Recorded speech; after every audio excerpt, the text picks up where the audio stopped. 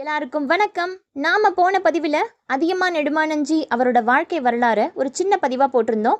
அந்த வீடியோவோட link description பாக்ஸில் கொடுத்துருக்கேன், செக் பண்ணி பாருங்க. இப்போ தகடூர் போர் நடந்தது அப்படின்னு சொன்னோம் இல்லையா? அந்த போர் எப்படியெல்லாம் நடந்தது, எத்தனை நாட்கள் நடந்தது, அந்த போரின் முடிவு என்னவா இருந்தது அப்படிங்கிறத பற்றி தான் இந்த பதிவில் நம்ம பார்க்க போகிறோம். வாங்க பதிவுக்குள்ளே போகலாம். மலையமான் திருமுடிக்காரி ஒரு சிறந்த வீரன். எந்த அளவுக்கு வீரன் அப்படின்னா, பெரிய பெரிய மன்னர்களுக்கெல்லாம் போர் சமயத்துல துணைப்படையா போய் அவங்கள வெற்றி பெற செய்வான். காரி எந்த பக்கம் இருக்காரோ அந்த மன்னன் வெற்றி பெறுவது நிச்சயம் அப்படிங்கிற ஒரு கணக்கு இருந்தது. சேர மன்னனுக்கும் காரிக்கும் நல்ல நட்புறவு இருந்தது. சேர மன்னனுக்கும் காரியோட வீரத்தை பத்தி ரொம்ப நல்லாவே தெரியும். ஒரு முறை காரி வஞ்சி நகருக்கு போயிருந்த போது சேர மன்னன் தன்னுடைய மனசுல இருந்த விருப்பத்தை காரி கிட்ட சொல்றாரு. அதியமான் தன்னுடைய நாட்டை விரிவுபடுத்துறத பார்த்த சேர மன்னனுக்கு பொறாமை உண்டானது. அவனை எப்படியாவது அடக்கி ஒடுக்கணும் அப்படின்னு நினைச்சாரு. அதியமானை அடக்கணும் அப்படின்னா தன்னுடைய படை அவனுடைய நாட்டுக்கு பக்கத்துல இருந்தாதான் அது ரொம்ப எளிமையா முடியும் அப்படின்னு நினைச்சாரு சேர மன்னன். ஆனா அதியமான் நாட்டுக்கு பக்கத்துல இருந்த கொல்லி குற்றத்தை ஓரி அப்படிங்கிற குறுநில மன்னன் ஆட்சி செஞ்சுக்கிட்டு வந்தாரு. அதியமானுக்கும் அந்த ஓரி அப்படிங்கிற மன்னருக்கும் ரொம்ப நல்லாவே நட்புறவு இருந்தது. அதனால சரியான சமயம் பார்த்து கொல்லி மலை மேல படையெடுத்து வரலான்னு இருக்கேன், அந்த சமயத்துல உன்னுடைய உதவி எனக்கு தேவைப்படும் அப்படின்னு சேர மன்னன் காரி கிட்ட சொல்றாரு. இதை கேட்டதுமே காரி, ஓரி ரொம்பவும் சின்ன நாட்டை உடையவன், நான் படையெடுத்து போனாலே 2 நாள் கூட தாங்க மாட்டான், அதனால இந்த விஷயத்த நானே பார்த்துக்கிறேன் அப்படின்னு சொல்றாரு. திருக்கோவிலூருக்கு போன காரி போருக்கான ஏற்பாடுகளை செஞ்ச கையோட ஓரிக்கு ஒரு ஓலையும் அனுப்புறாரு. அந்த ஓலையில கொல்லி குற்றத்தை சேர மன்னனுக்கு அடங்கிய வேளாக ஆட்சி செஞ்சா எந்த பிரச்சனையும் இல்லை, அப்படி இல்லைன்னா நான் உன்னுடைய நாட்டு மேல படையெடுத்து வருவேன் அப்படின்னு எழுதியிருந்தாரு. ஆனா ஓரியோ இதுக்கு உடன்படல.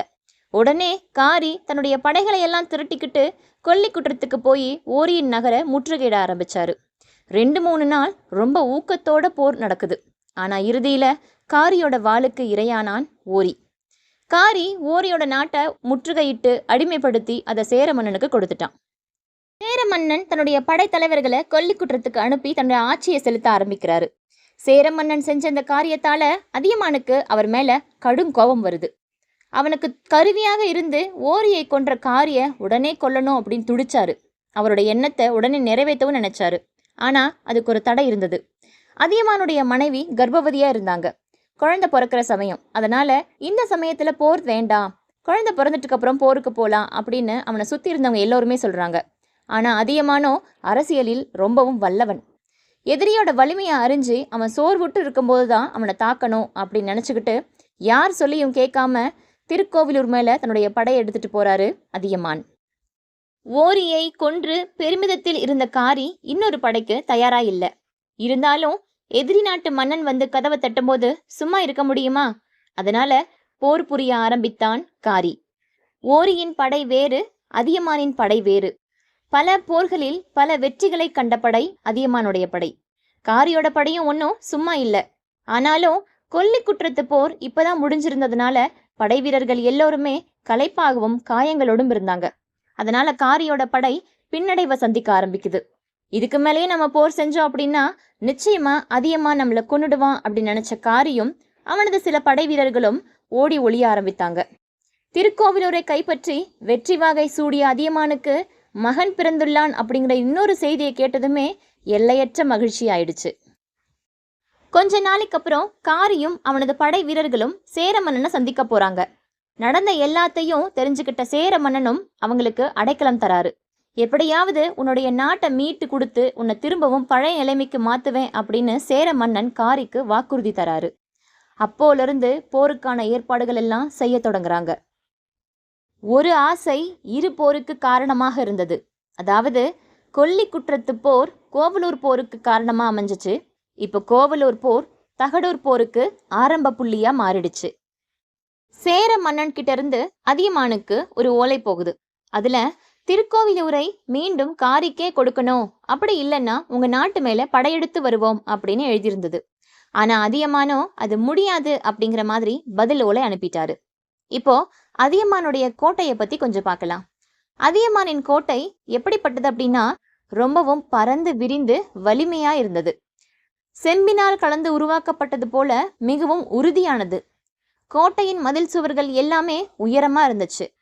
மறைவாக இருந்து அம்பு எய்யும் புழைகள் காணப்பட்டது. கோட்டையை சுத்தியிலும் ஆழமான அகழி இருந்துச்சு. வேணுங்கிறப்ப போடவும் எடுக்கவும் பாலங்களும் இருந்தன. அந்த அகழியில முதலைகள் எல்லாம் விட்டு வளர்த்தாங்க. எவ்வளவு வலிமை இருந்தாலும் இந்த அகழியை தாண்டது ஒன்றும் அவ்வளவு சாதாரணமான காரியம் இல்லை. இதையெல்லாம் தாண்டி கோட்டைக்குள்ளர இன்னொரு வசதி இருந்தது. கோட்டையிலிருந்து யாருக்கும் தெரியாமல் வெளியே போக ஒரு சுரங்க வழி பாதை இருந்தது. ரொம்ப முக்கியமான அதிகாரிகளுக்கு மட்டும்தான் இந்த பாதை தெரியும். போர் வரப்போவத முன்கூட்டியே தெரிஞ்சுக்கிட்ட அதியமான் தன்னுடைய கோட்டையின் ஒவ்வொரு அங்குலத்தையும் ஆராய்ஞ்சு வேலை செய்ய ஆரம்பிக்கிறாரு. அகழியின் கரைகளை எல்லாம் சரிப்படுத்துறாரு. மதில மேலும் உறுதியாக்குறாரு. தன்னுடைய படை வீரர்களை எல்லாம் போருக்கு ஆயத்தம் செய்கிறாரு. சோழ மன்னருக்கும் பாண்டிய மன்னருக்கும் தூதனுப்புறாரு. அந்த ஓலையில சேர மன்னன் எங்கள் மீது படையெடுத்து வரப்போவதாகவும் நாங்கள் கோட்டைக்குள்ளே இருந்து தான் போர் செய்ய போகிறோம் அப்படின்னும், ஒருவேளை கோட்டைக்கு வெளியில் வந்து போர் செய்யும் நிலை ஏற்பட்டால் அந்த சமயத்தில் உங்களோட உதவியை எதிர்பார்ப்பேன் அப்படின்னும் எழுதியிருந்தாரு. சேரப்படை வஞ்சி நகர்லேருந்து புறப்பட்டுடுச்சு அப்படின்னு ஒற்றர்கள் மூலம் தெரிஞ்சுக்கிட்ட அதியமான் எவ்வளவு உணவுப் பொருட்களை கோட்டைக்குள்ளே சேர்த்து வைக்க முடியுமோ அவ்வளவையும் சேர்த்து வச்சுட்டாரு. அகழிக்கு மேலே இருந்த பாலங்களை எல்லாம் உள்வாங்க செஞ்சு கோட்டையின் கதவுகள் மூடி தாழிடச் சொன்னான் அதியமான். சேரப்படை தகடூரை அடைஞ்சிச்சு. ஆனால் அவனை எதிர்க்கிறவங்க யாருமே இல்லை. தன்னுடைய படை போருக்கு வந்திருக்கு அப்படின்னு முரசடித்து தெரிவித்தும் யாரும் எதிர்படாததை கண்டு வியந்து போகிறான் சேரமன்னன். அதியமான் கோட்டைக்குள்ளே தான் இருக்கான் அப்படின்னு தெரிஞ்சுக்கிறாரு. கோட்டையை தாக்கலாம் அப்படின்னு நினச்சா மதிலை ஒட்டியே ஆழமான அகழி இருந்தது. அந்த அகழியை தாண்டது ஒன்றும் அவ்வளவு சாதாரணமான விஷயம் இல்லை. அதனால சேரப்பட வீரர்கள் கோட்டையை முற்றுகையிட ஆரம்பித்தாங்க. வெளியில் இருந்தபடியே சில அம்புகளை எய்கிறாங்க. அடுத்த கணமே உள்ளே இருந்து சரமாரியாக அம்பு மழை பொழிய ஆரம்பிக்குது. உள்ளே இருந்த படை வீரர்கள் எய்ப்புழைகள் வழியாக குறிப்பாத்து அடிக்கிறாங்க. முதலை தண்ணீரில் இருந்தால் அதை வெல்வது ரொம்பவும் கஷ்டம். தரைக்கு வந்தால் தான் அதை ரொம்ப ஈஸியாக வெல்ல முடியும். அப்படித்தான் அதியமான் தண்ணீரில் இருந்த முதலை போலவும் சேரமன்னன் தரையில் இருந்த முதலை போலவும் இருந்தாங்க. 5 நாட்கள் இப்படியே போகுது. எந்த மாற்றமும் இல்லை. 10 நாள் ஆச்சு, 20 நாள் ஆச்சு. எந்த மாற்றமும் தென்படலை. சேரமன்னன் பொறுமையை இழந்தான்.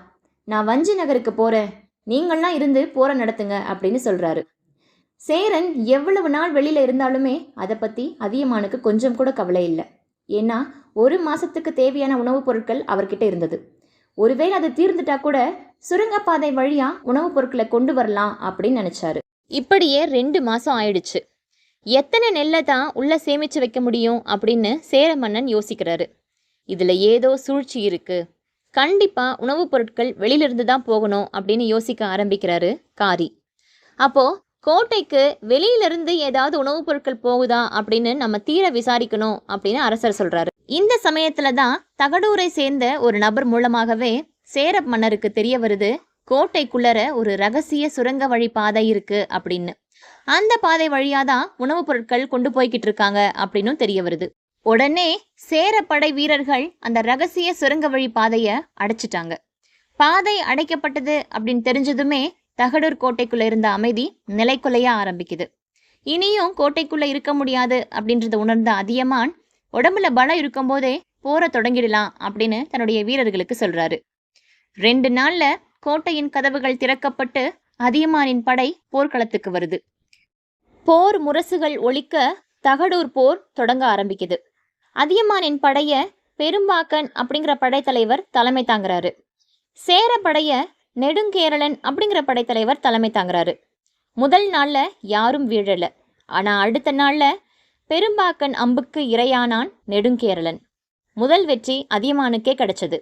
அடுத்தது சேரப்படைய பிட்டங்கொற்றன் அப்படிங்கிறவர் தலைமை தாங்குறாரு. காரியும் ஒரு பெரிய படைக்கு தலைமை தாங்குறாரு. அதியமானும் காரியும் நேருக்கு நேர் போர் செய்ததில் அதியமான் புண்பட்டான். உடனே அதியமான் கோட்டைக்குள்ள போய் பஞ்சும் நெய்யும் வச்சு புண்ணுக்கு மருந்து போட்டுக்கிறான். 2-3 நாள் அதியமான் போர்க்களத்தில் வரவே இல்லை. இதையெல்லாம் தெரிஞ்சுக்கிட்ட சேர மன்னனுக்கு ஒரே மகிழ்ச்சி. அவ்வளவுதான், இனி அதியமான் போர்க்களத்துக்கு வரப்போறது கிடையாது, வெற்றி நமக்கு தான் அப்படின்னு நினச்சிக்கிட்டு இருக்காரு. இந்த சமயத்துல தான் மதுரையிலிருந்தும் உறையூரிலிருந்தும் துணைப்படைகள் அதியமானுக்கு வந்து சேர்ந்தது. இதை பார்த்ததுமே ஏண்டா இந்த போரை தொடங்கணும் அப்படின்னு நினைச்சாரு சேர மன்னன். துணைப்படைகள் வந்ததுமே தகடூர் படைக்கு ஒரு புது புத்துணர்ச்சி கிடைச்ச மாதிரி ரொம்ப ஊக்கத்தோட போர் புரிய ஆரம்பிச்சாங்க. அதியமானும் புது ஊக்கத்தோடு புறப்பட்டான். 2 பேரும் துணைப்படைகள் தனக்கு துணையா வந்திருக்கு, இதுக்கப்புறம் என்ன, இன்னும் 2-3 நாள்ல சேர மன்னனுடைய படை ஓட போகுது அப்படின்னு சிங்கக்குட்டி சோம்பல் முறிப்பது போல மீண்டும் போர்க்களத்தில் வந்து நின்றான் அதியமான். அன்றைய போரிலும் சேரப்படையில் ஒரு தலை மண்ணை கவ்வியது. அந்த செய்தி காரிக்கு சுளீர்னு தன்னை சாட்டை வச்சு யாரோ அடிச்ச மாதிரி இருந்தது. அடி வாங்கின குதிரை சும்மாவா இருக்கும்? 4 கால் பாய்ச்சல்ல பாய ஆரம்பிக்கும் இல்லையா? அந்த மாதிரிதான் காரியும் பாய தீர்மானித்தான். காரி போர் திட்டங்கள் வகுப்பதில் ரொம்பவும் வல்லவன். எப்படியாவது 2-3 நாள்ல இந்த போரை ஒரு முடிவுக்கு கொண்டு வந்துடணும் அப்படின்னு தீர்மானித்தான். மறுநாள் போர்க்களத்தில் சேரப்படை ஒரு புதிய முறையை கையாளுது. 2 நாள்ல தகடூர் படை கலகலத்து போச்சு. 3வது நாள் அதியமானே தன் படைக்கு முன்னாடி வந்து நிக்கிறாரு. பாண்டியரும் சோழரும் இடையில நிக்கிறாங்க. அந்த துணை படைகளை பின்னாடி இருந்து தாக்கும்படி காரி ஒரு பெரிய படையை அனுப்புறாரு. ஒரு அரசனுடைய பட்டத்து யானையை குத்தி காயப்படுத்துவது அந்த அரசரை மானபங்கப்படுத்துவதற்கு சமம். அப்படித்தான் காரியும் தன்னுடைய வேளால அதியமானுடைய பட்டத்து யானையை காயப்படுத்துறாரு. அதனால கோபமடைந்த அதியமான் தன்னுடைய வேலை ஓங்கி வீசுறாரு. இப்போ அதியமான் கையில எந்த ஒரு ஆயுதமும் இல்ல. அந்த சமயம் பார்த்து சேரப்படையில் இருந்த ஒரு சிறிய தலைவன் தன்னுடைய வேலை அதியமானை நோக்கி வீசுறான். அந்த வேல் அதியமானின் மார்பிலே ஆழச் சென்றது. அந்த இடத்திலேயே விழுந்து உயிர் துறந்தான் அதியமான். தலை இல்லாத போது வாள் துடிக்கும், ஆனா அதுவும் கொஞ்ச நேரத்திலேயே அடங்கிடும். அதியமானின் படையும் அப்படித்தான். போர்க்களத்துல பட்டத்து யானைக்கு அருகிலேயே அதியமான் இறந்து கிடந்தான். அவனுடைய உடலை பார்த்த எல்லோர் கண்ணிலுமே நீர் துளித்தது. சேர மன்னன் பெருஞ்சேரல் இரும்பொறையும் அங்கு வந்து பார்த்தான். அவன் பார்த்தபோது வெற்றி ஏந்திய தோளும் வீரம் விரிந்த மார்பும் முறுவல் மாறா மலர் முகமும் நீண்ட கைகளும் அசையாமல் இருந்தன. எவ்வளவு பெரிய வீரன் அப்படிங்கிற வியப்புணர்ச்சி சேர மன்னனுக்கு. திங்களை போன்ற வெண்குடையின் கீழ் கதிரவனை போல ஒளிர்விட்டு வாழ்ந்த அவனது புகழுடம்பு என்றுமே அழியாதது. வீரத்தாலும் ஈகையாலும் சிறந்து விளங்கிய ஒரு கருணையாளனின் கதை முடிந்தது. அதியமானுக்கு அப்புறம் அவருடைய மகனான பொகுட்டெழினி தகடூரை ஆட்சி செய்தான். திருக்கோவிலூர் மீண்டும் காரிக்கே கொடுக்கப்பட்டது. கொல்லி குற்றத்தை தகடூர் போரில் நன்றாக போர் புரிந்த பிட்டங்கொற்றனுக்கே உரிமையாக்கினான் சேர மன்னன். இன்றைய தகடூர் ஆகிய தருமபுரி தனது பெயரை இழந்து நின்றாலும் அங்கே அதியமான் கோட்டை என்ற பெயரிலே ஒரு ஊரே உள்ளது. அதியமானின் வரலாறு வீர காவியமாகவும் புலவர்கள் போற்றும் புனித கதையாகவும் திகழ்கிறது. இந்த கதை உங்களுக்கு ரொம்ப பிடிச்சிருக்கும் அப்படின்னு நினைக்கிறேன். மீண்டும் மற்றொரு பதிவில் உங்களோடு சந்திக்கிறேன். Bye friends, thank you.